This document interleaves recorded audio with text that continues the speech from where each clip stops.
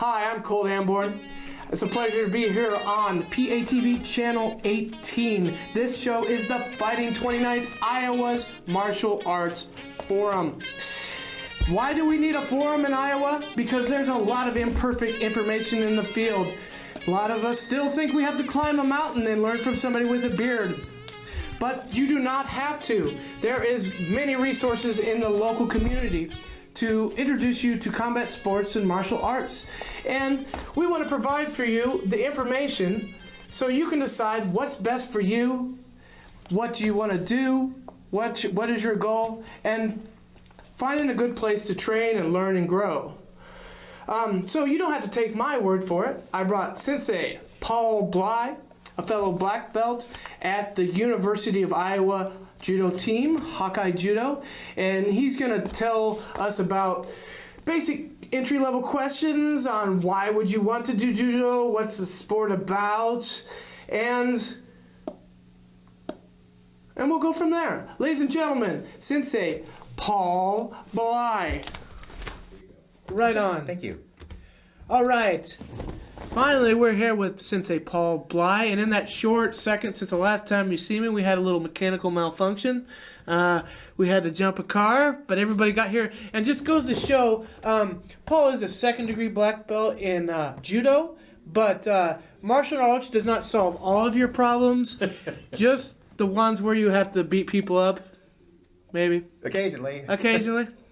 Defend yourself, maybe. Don't beat people up. It's all about respecting your fellow training people, that's right? Mm-hmm. Okay, so Paul, again, thank you so much for coming. Yes. Okay, and for a lot of people who don't know what the heck Judo is, just tell us what made you want to start Judo, and what did you like about it from that time? Sure. I started back in 1977. I was in Dubuque at the time, and I had graduated from high school, and I decided at one time I needed something to get me through the summer. So my friend and I decided, well, let's go try the Judo program. So we went over to Loras College, and we started playing Judo. I loved the sport. It was so much more advanced. I had done wrestling in high school, and I thought wrestling was fun, but I realized that this could be a whole lot more fun. There's a lot more going on in there than you would think.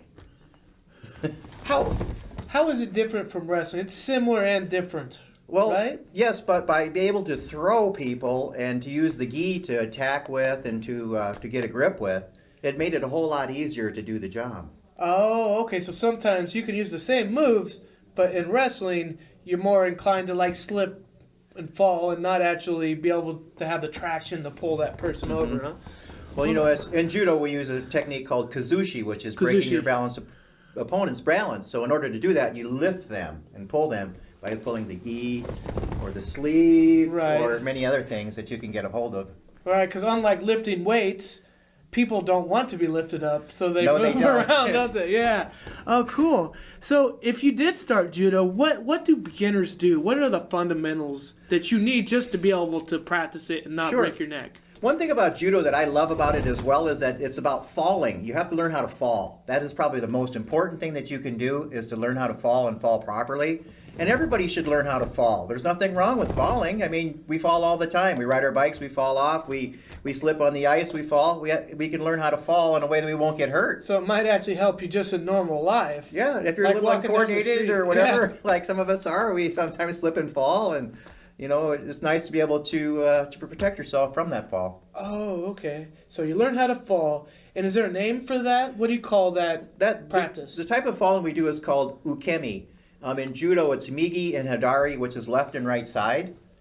And so that deals with basically how to fall on your left side, how to fall on your right side. We do a forward roll, a backward roll, and we also do both standing and staying down, falling. Okay, so there's actually a lot of nuances in just falling. We all think of it one big scary process, huh? Yes, there's many directions in falling, and you have to learn how to fall both on your left and your right side.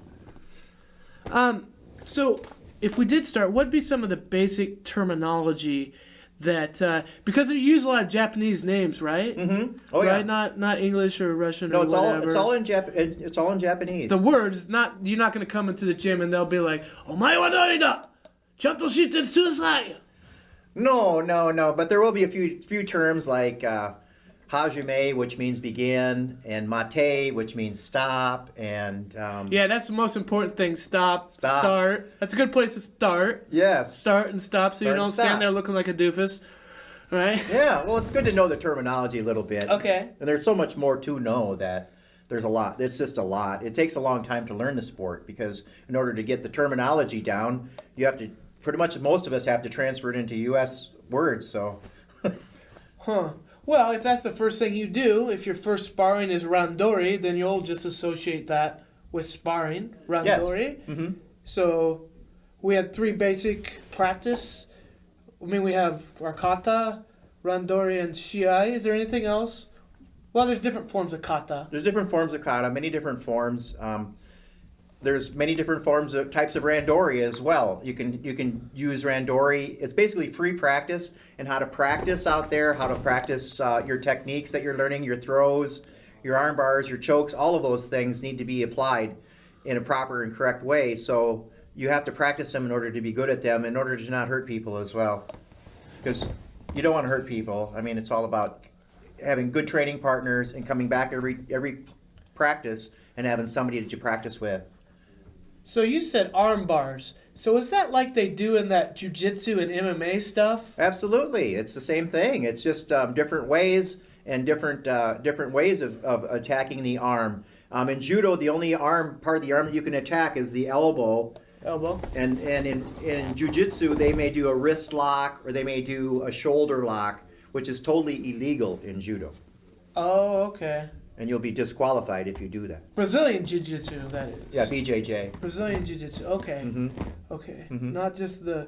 So Brazilian Jiu-Jitsu is kind of like what we call newaza Yes. when we train it. But it's different rules. Groundwork. Yeah. So when you're rolling around the ground, yeah. Mm-hmm. See, in the very beginning, Dr. Jigoro Kano, who was the founder of judo, decided that what he wanted to do was have a sport that everybody could compete in. But at the end of the day, we'd all go home without broken elbows and without being able to have to heal ourselves up from the injuries we occurred on the weekend. So he wanted to have a sport that everyone could play and go back to work on Monday. So that's a very good point. So there's always this constant argument with martial arts or combat sports enthusiasts, right? Mm-hmm. And is this a sport or is this a martial art? Some people think just calling it martial arts, it kind of, you're not actually perfecting the technique, whereas if you call it a sport, it's not the art because you're not doing what truly is supposed to be used in war Combat. or whatnot. How do you feel about that? Is it more towards sport or martial art? Well, I think it's a combination of both, really. I think it's definitely a sport because it's in its design and its nature. It's an Olympic sport that's practiced by 176 nations.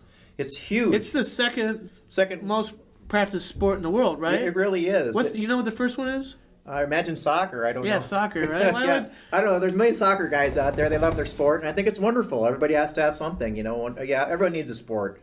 But when it comes to judo, it's really important that you can focus on the positive sides of it and keep yourself healthy.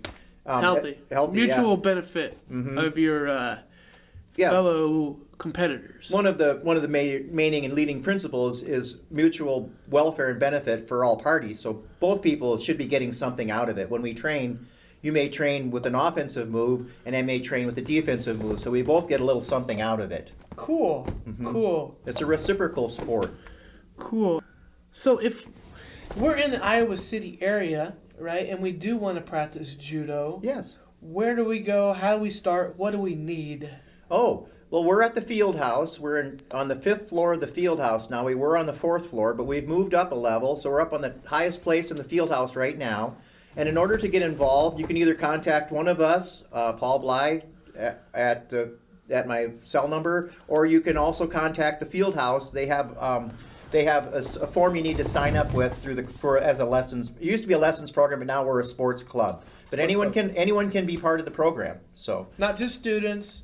Not just anyone, outside people, anyone. But in order to be part of it, you need to sign up at the field house. You need to sign a waiver that protects you, and you also should join USA Judo, which is the insurance base.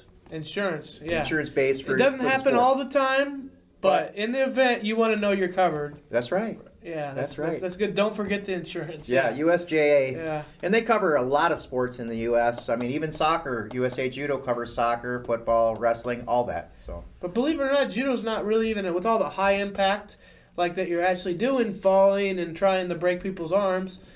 It's not the most frequent injuries sport even. Like it doesn't even come close to basketball or others. Football. Like that. For head injuries, yeah. Yeah, you don't get very many head injuries. If you do have somebody in an arm lock, you have the option to give up. There's no other damage being done. So it's really good like that. But, of course, people learning to fall is probably where you find the most injuries. The worst I ever got hurt was when I was first learning. Doing the fall exercises. So I felt like a total dingus. Yes. So we practice on Tuesdays, Thursdays at 5 at the field house. 5:30. And 5:30. 5:30. Sundays at 4. Yes. Sundays at 4 in room 511.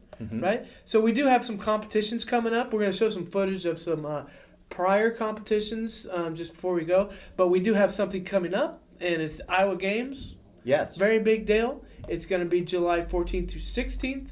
I'll put up the information on that. We're going to try and bring a couple people. I got some matches there I need to get some revenge on. Hopefully do a little better. After the Iowa Governor's Cup? After the Governor's Cup, yeah. I didn't get to face the first place guy, but I got my sights on him.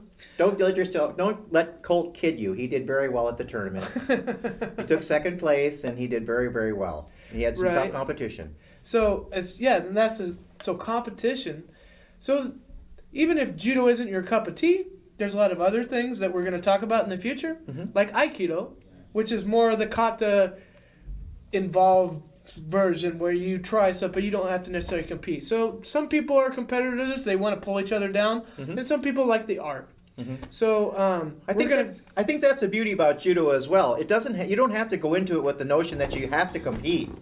You can promote through judo by doing good acts, by doing the kata, which is not a competitive thing. You just learn it. It's a pre-arranged, pre-form, and you just do this before the board of examiners, and then you can become certified to be promoted. So there's a lot of ways to go about it. I mean, you can also you don't have to actually get out in the mat and compete. You can just show up. You can go to a tournament. You can help out. You can be given points for that as well. You can still work your way up through the promotional ranks. There's a lot of involvement that you can be part of. That's a very good point. Yeah. You don't have to be a fighter. Don't always have to be a fighter. Awesome. All right. Well, thanks a lot for watching today. We're going to leave you with some tournament footage, some basic terminology, and the upcoming schedule, what we got going on this summer. All right. This has been the Fighting 29th, Iowa's Martial Arts Forum. Thanks again to Paul Bly and PATV Channel 18. Been nothing but fun. Thank you so very much. This is my personal favorite. The wide world of judo techniques. Now, to the outside eye and sometimes to the inside eye, it can be quite hard to find out what's actually going on in the competition, what technique is being applied, and who even won the match. So to help with that, I'm going to briefly show you how points are scored, what are your incentives, what do you do to win, and show an example of a few techniques being applied at a local tournament. And so you can tell the difference, I showed some examples of the techniques working and some of them not working in order to appreciate what goes on in a judo shiai.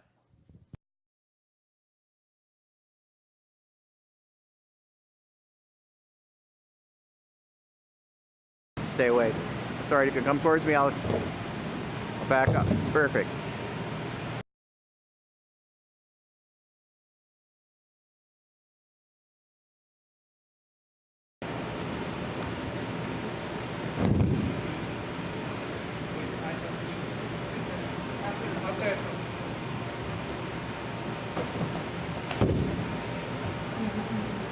Pin.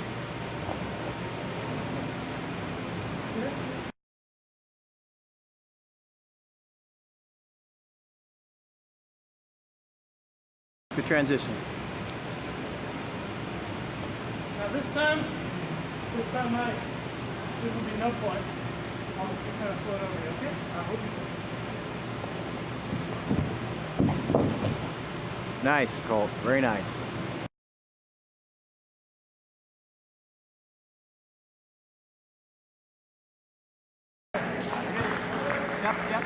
Yep. Okay.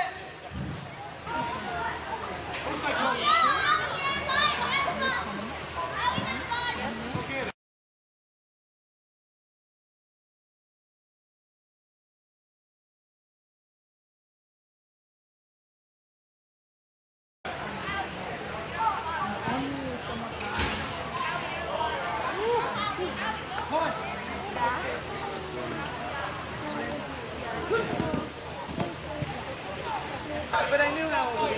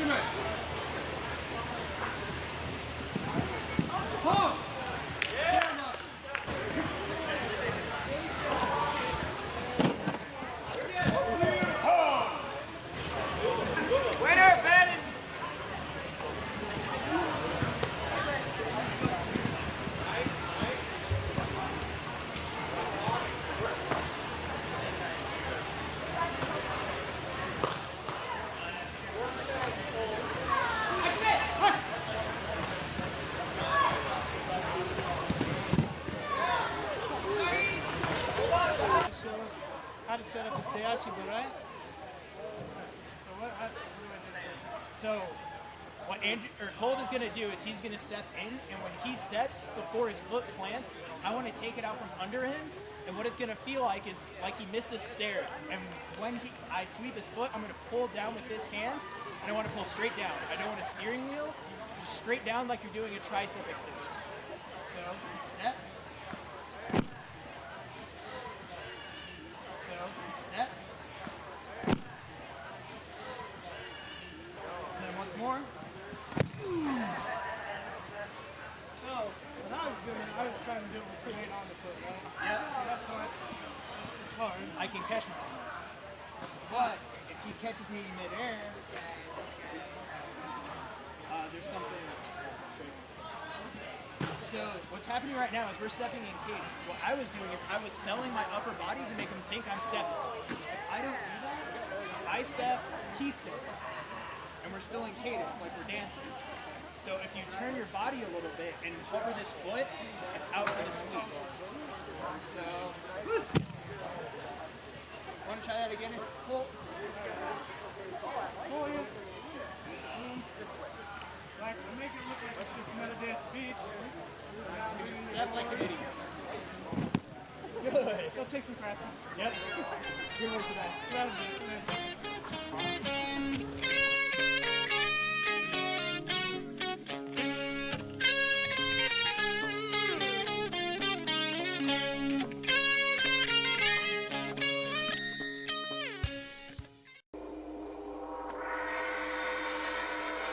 Yes.